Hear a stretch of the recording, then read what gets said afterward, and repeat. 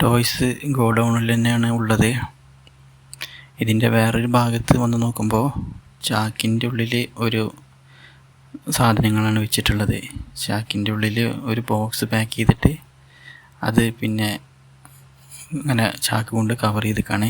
അതിൻ്റെ ഉള്ളിൽ കുറഞ്ഞ ബോക്സുകൾ മാത്രമേ ഓപ്പൺ ചെയ്തിട്ടുള്ളൂ. ആ ഓപ്പൺ ചെയ്തത് മാത്രം എന്താണെന്ന് നോക്കാം.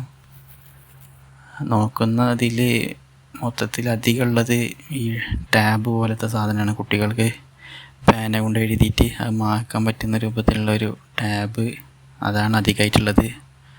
അതിൻ്റെ ഓരോ സൈസുകളാണ്. ഓരോ സൈസിനനുസരിച്ച് അതിൻ്റെ പ്രൈസും ഉണ്ടാകും.